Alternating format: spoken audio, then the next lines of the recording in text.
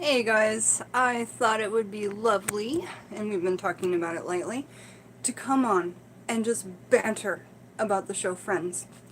Now, when a bunch of people get on, because I just did a live stream and we talked about coming back, so when I have people get on, we're going to talk about something that is really trippy, and it's Friends conspiracy theories. Now, I watched a video by Shane Dawson, because Shane Dawson does cool conspiracy videos.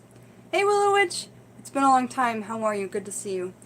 And so yeah, we're not really talking... Well, actually, we can incorporate witchcraft into the show Friends, and I'll tell you how. So let me make some notes for myself about all the topics I want to make sure I bring up.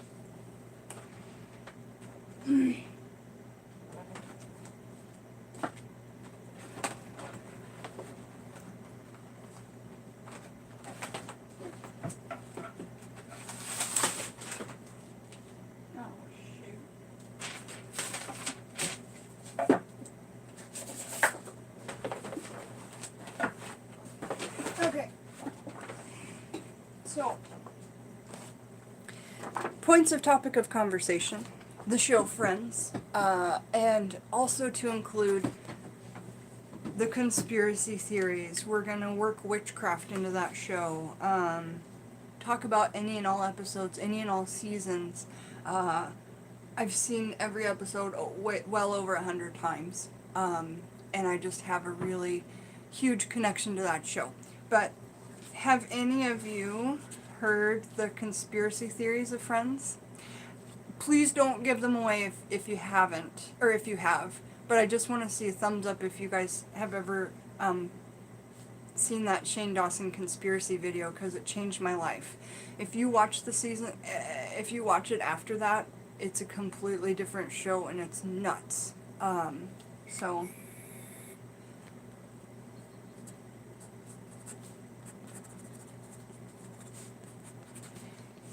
There's two conspiracy theories that it's just over your head. I want to also talk about witchcraft in the show. I can think of a few episodes. And I also have information about rituals that were actually done before every filming of the show. But we'll save that to the end. Filming rituals.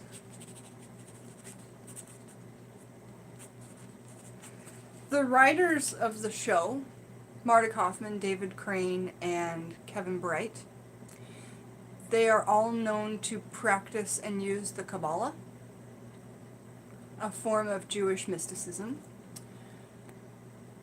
Lady Moonflower, I've never watched before, but I rarely, you rarely or really watch TV? It's a good show. Now let me say this. The show started when I was in 6th grade. It started in 1994 and went 10 seasons. And,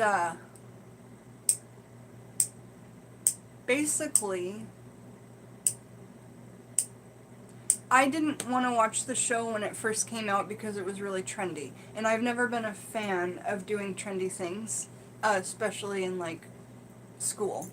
I'm a trend killer, if you will. Like, I make my own trends and try and follow those. And as soon as other people start to do them, I stop doing it. Yeah, that's what I thought you were saying. You rarely watch TV. So Luna's Muse says she was 14 in 1994, and I was 12 or 13. I'm born in 1982. Alright. Let's just get a few shout outs. What's your favorite episode or who's your favorite character? What's your favorite episode? Let's just start talking about Friends.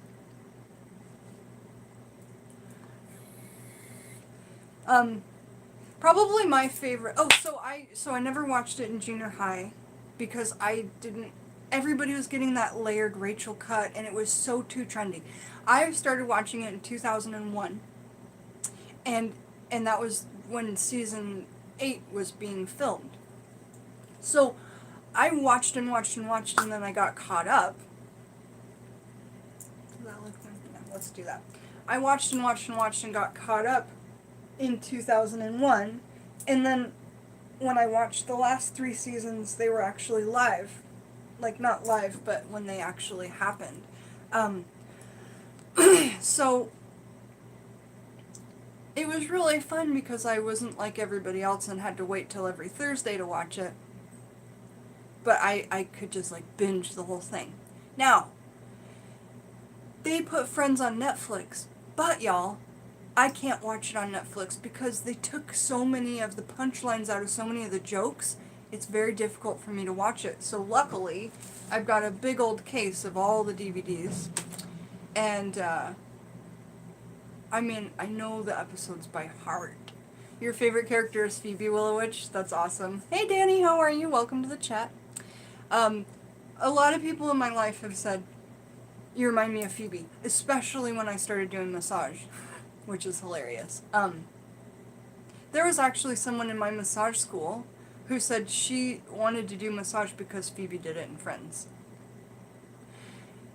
Honey Owlet Moon says, Phoebe, but I like the friendship between Chandler and Joey. Oh, yeah. I think the funniest person on the show is Ross and Monica. Honestly. I know that Phoebe's got her quirks and Rachel's got her funniness too, but honestly, Monica and Ross are probably my favorite male and female character. Silver Willow says, my favorite episode was the Thanksgiving one where Monica put the turkey on her head. I'm so glad you brought that up, Silver Willow. Did you know that Friends stole that from another show? One of my very favorite British shows.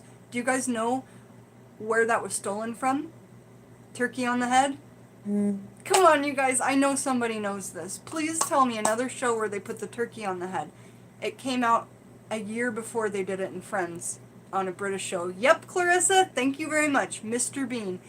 And Mr. Bean is, I believe, on Netflix, but definitely on Hulu.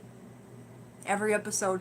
I love Mr. Bean. It's such a good show, but yes, the show Friends stole that from Mr. Bean, and they never really, gave it credit. So, I love Mr. Bean. I just love it. Because he doesn't even have to say anything to be absolutely hilarious. Yeah, Mr. Bean is great. So yes, the turkey on the head, that's a great one. It's also the same episode where Monica's parents came for that Thanksgiving dinner and Rachel made the trifle. I think that's all in the same episode. Now, Friends, you know how the show Roseanne was famous for its Halloween episodes? And some episodes of shows, like, they always do a Valentine's episode or whatever. Friends always did a Thanksgiving episode. And I used to turn on all the Friends Thanksgivings episodes during Thanksgiving at my house. I thought that was really fun. Little Bunny, Butterfly Magic with Hot Tea says, Mr. Bean is my lover in another life. Me too. I love Mr. Bean and I would totally date him. Little Bunny Flopsy says, as a kid I watched it, but now you're older, so you're more so online. Yeah, I watch it to cheer me up sometimes, or just like as a background kind of noise, and just like it puts a smile on my face always. I think one of my favorite episodes is the episode called The One with All the Resolutions. And it's where every single member of the Friends gang decided to make a New Year's resolution. Here's a little fun interactive quiz. If any of you guys can remember any of the characters' New Year's resolutions, say it in the comments. Oh, of course, Butterfly Magic with Hot Tea. I'm really glad that you're excited to be included, because your card is honestly one of my... I know I've only made 6 so far, but it might end up being my very favorite of the whole deck. It's just so perfect. So do you guys remember what any of the resolutions were? Hi, JD Knight. Welcome. We're talking about the show Friends, just having a little chit-chat and some fun. So, my favorite resolution was Ross's resolution. And I still want you guys to say if you remember the others' resolutions. Ross's resolution that New Year's was to do something new every day. That's it. He just wanted to do something new every day, something he'd never done before. So, he ends up asking on a date a woman called Elizabeth Hornswoggle. Hornswoggle. Which is funny, because that interrupts Chandler's resolution. Do you guys remember what Chandler's resolution was? So Ross goes on a date with Elizabeth Hornswoggle, and they make a joke, and is she named from Fraggle Rock? Another great show. Elizabeth Hornswoggle, and he decides to wear a pair of leather pants as his daily resolution because you rewatched them all about a year ago. That's awesome, JD. He walked by a leather store that day and smelled the beautiful smell and thought, I've never ever worn a pair of leather pants. So he decides to buy a pair of leather pants and wear them on a date with a beautiful woman. On the date, they end up going to her house and watching a movie and cuddling.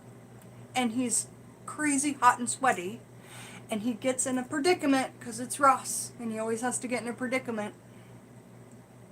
And he goes to the bathroom to take a leak, and he can't get the pants up. So who does he call? He calls Joey. Well, he calls for Chandler, but Chandler's not there. Meanwhile, Joey's been putting out fires all day, so he calls for Joey. And Joey's gone, Chandler's there. Or Chandler's gone, Joey's there. So Joey gives him all these ideas of how to get the pants off, like putting powder on his legs because that'll absorb the moisture. That doesn't work. He can't get them pulled up past his knees because he was sweating in them. My favorite part is when Joey tells him to add lotion to his legs, and he goes to pull up the pants, and he slaps and hits himself in the face, and it's just the best moment of ever on TV. And you can actually hear the slap on the other line, and he goes, sounds like it's working. It's hilarious. But anyway, after, probably half an hour of being in the bathroom, and Elizabeth Hornswoggle is like, are you okay in there, Ross? My favorite part's coming up, blah, blah, blah. Silver Willow says Rachel is to stop gossiping. Remember, Ross is trying to get them off. Yep, Rachel's was to stop gossiping. That was her resolution. So finally, Ross comes out of the bathroom with no pants on. And he's holding his leather pants in a ball in front of his underwear. And he says, I had a little trouble. So anyway, I love the idea, though, that Joey had, and he's like, just thrash a bunch of holes in them and come out and say you're the Incredible Hulk. Like, honestly, that's what I would have done. I would have gone with that Incredible Hulk thing because it's hilarious. So now we're done talking about Ross's resolution. Let's talk about Rachel's resolution, since that was brought up. And I still want to hear in comments if you guys remember Phoebe's, Joey's, Chandler's, and Monica's. Okay? So, Rachel's resolution was to stop gossiping so much. And what makes her break her resolution is in this episode, she finds out about Monica and Chandler. But she's not allowed to gossip. But she tries to tell Joey. And Joey's like, no, you're not supposed to be gossiping. But Joey's relieved because at this point, Joey was the only one who knew about Chandler and Monica sleeping together. And he was even covering for them, which he hated because he's like bad at secret keeping. He's a good moral-hearted person. And he doesn't like to keep lies. Nobody does. That's a really good representation for how much other people's lies can hurt the person in the middle. So yeah. Rachel ends up gossiping to Joey about it. And then Phoebe's resolution was to play guitar. No. Phoebe's resolution was to fly a commercial jet. So she says that she's gonna go out and do it, and then she comes back inside. She says, I'm gonna head down to the airport. Somebody's bound to leave one of those planes unattended. She comes back shortly and says, it's raining. I don't like to fly in the rain. Alright, so there's Phoebe's. Nothing else really happened with it, but it was hilarious that she's like, my resolution is to fly a commercial jet. And then Chandler says, why? Is it so that you can get a bunch of people falling to their death? And then that's how Chandler got his resolution not to make fun of people so much. So let's bring back Chandler's resolution. Elizabeth Hornswoggle. Ross so badly wants to get Chandler to crack on his and end up teasing the friends. because they're all trying to make each other crack on their resolutions.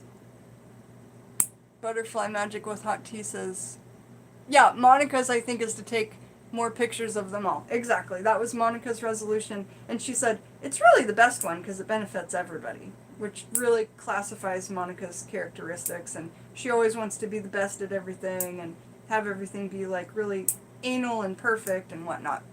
So, Monica reading Rachel's diary. Dear diary, I'm so excited. My resolution is to write in you every day. I'll see you tomorrow. Nothing!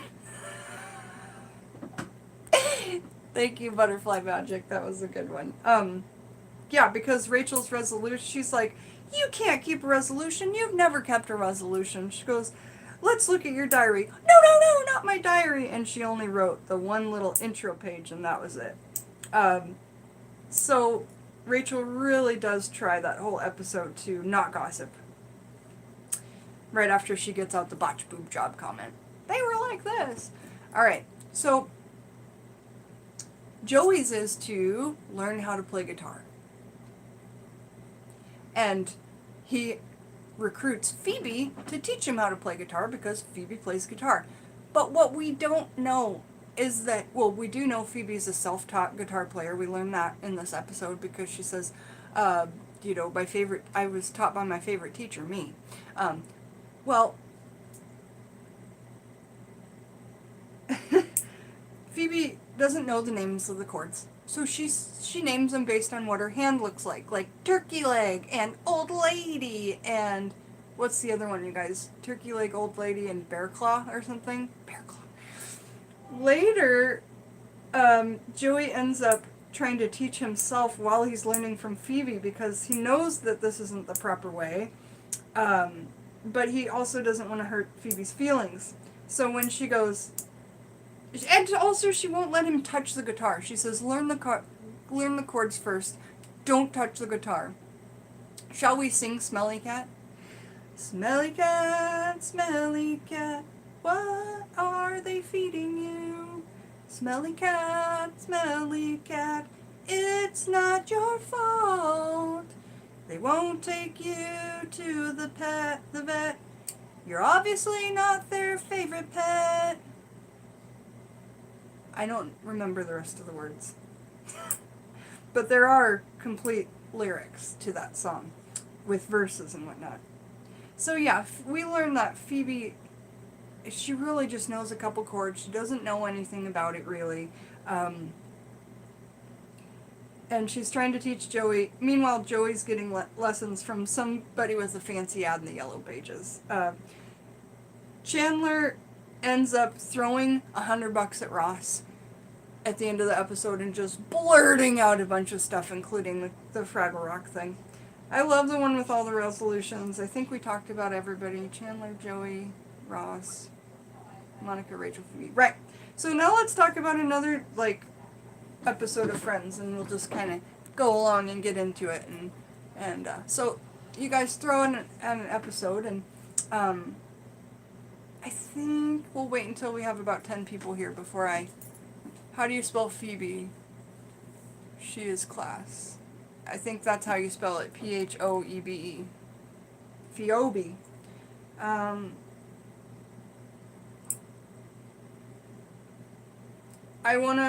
just tell one of the conspiracy theories now. Alright. Have you guys ever heard conspiracy theories about the show Friends and things like that? I think I only have 2 to share with you guys. But remember in the pilot episode when Rachel runs in her wedding dress? Well, there is a conspiracy theory that the whole entire 10 seasons of Friends is something that, after Rachel walked out on her wedding, she had a mental breakdown. And everything that happens in the entire show is just her imagination, when really she's an old spinster who, never got married or anything. The second conspiracy theory is my favorite, and I actually believe it to be true. And this is what I'm talking about. If you learn this conspiracy theory and then rewatch the whole series, it's a different series to you. And so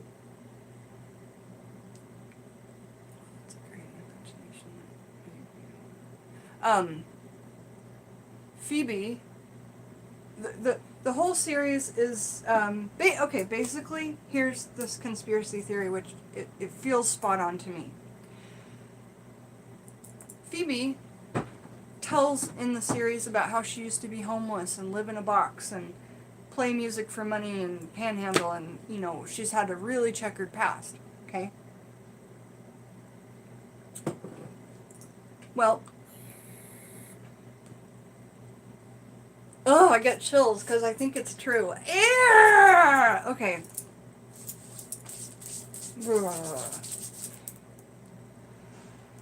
You know how in the... Okay.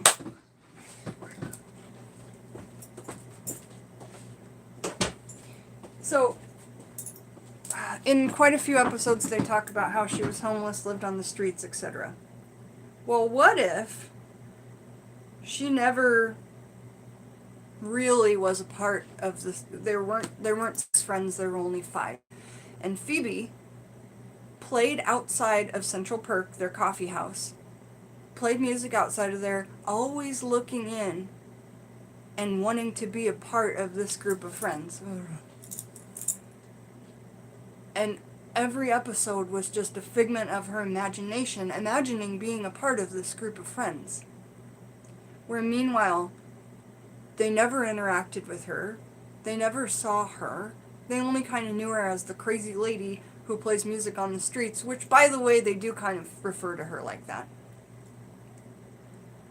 What if the whole series happened in her imagination just from looking in at these happy people in this coffee shop, this group of friends that she so desperately wanted to be a part of?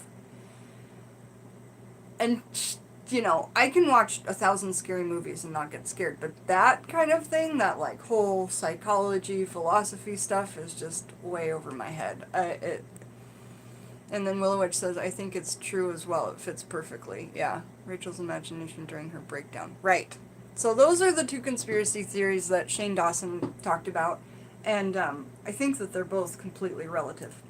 Okay, now I did tell you I would talk about the filming rituals that are said to have gone on.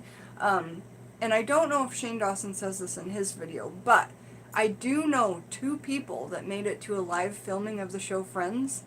And one of them said that this actually happened and that this was true. In the back, before all the friends came out to wave and say hi before the show, etc., etc.,